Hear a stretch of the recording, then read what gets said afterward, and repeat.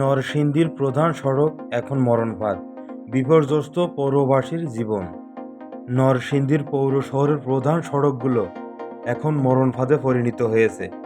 খানাখন্দ, জলাবদ্ধতা আর ধুলাবালিতে বিপর্যস্ত হয়ে পড়েছে পৌরবাসীর জীবনযাত্রা।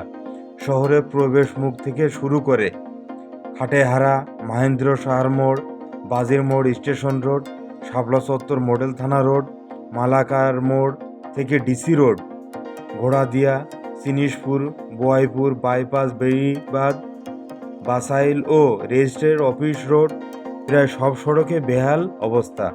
যান চলাচল অনুপযোগী হয়ে পড়ায় প্রতিদিনই ঘটছে ছোট বড় দুর্ঘটনা। সবচেয়ে ঝুঁকিতে রয়েছে সিএনজি, অটোরিকশা যাত্রী ও পথচারীরা।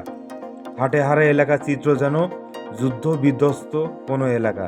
চারদিকে গর্ত আর পানির জমাটে প্রতিদিন অটোরিকশা উল্টিয়ে যাত্রী আহত হচ্ছেন। স্থানীয়রা অভিযোগ করে বললেন, নরসিংদী শিল্প সমৃদ্ধ শহর হলেও যোগাযোগ ব্যবস্থা এখন আতঙ্কের নাম।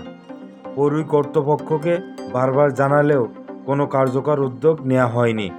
নরসিংদী পৌরসভা 1972 সালে 9টি ওয়ার্ড নিয়ে গঠিত হয় এবং 1996 সালে প্রথম শ্রেণী মর্যাদা পেলেও বাস্তবে সে মর্যাদা রাস্তাঘাটে প্রতিফলিত হয়নি।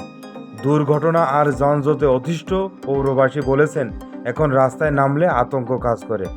বাসিন্দা দীপয়ন দাস বলেন, শহরের চলাচল করা অসম্ভব হয়ে উঠেছে, কারণ বাড়ি থেকে বের হলেই সড়কের বেহাল দশা, হাঁটার কোনো উপায় নেই, চারপাশে জলাবদ্ধতা আর খানাখন্দ।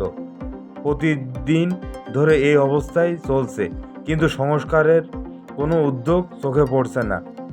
অন্য বাসিন্দা সাজু ভূঁইয়া বলেন, নরসিংদীর সব রাস্তাঘাট খারাপ হয়ে গেছে, সাধারণ মানুষ সবচেয়ে বিপদে আছেন। সিএনজি, অটোরিকশা এসব খানাখন্দ রাস্তায় চলাচল করতে গিয়ে প্রতিদিন দুর্ঘটনায় মানুষ আহত হচ্ছে। দ্রুত সংস্কার না করলে মানুষের জীবনযাপন নির্বাসাস হয়ে উঠছে। তবে নরসিংদী পৌরসভার নির্বাহী প্রকৌশলী আশিকুল ইসলাম জানিয়েছেন, সড়কগুলো চলাচলের উপযোগী করতে শীঘ্রই মোবাইল মেইনটেন্স কার্যক্রম নেওয়া হতে পারে। অন্যদিকে পৌর প্রশাসক মনোয়ার হোসেন স্বীকার করেছেন, বিগত সময়ে যেভাবে সড়ক উন্নয়ন হওয়ার কথা ছিল সেভাবে হয়নি। বর্তমানে বাজেট বরাদ্দ না থাকায় নতুন প্রকল্প গ্রহণ করা হচ্ছে না। তবে মন্ত্রণালয়ের প্রস্তাব পাঠিয়ে দ্রুত নতুন প্রকল্প নেওয়ার চেষ্টা চলছে।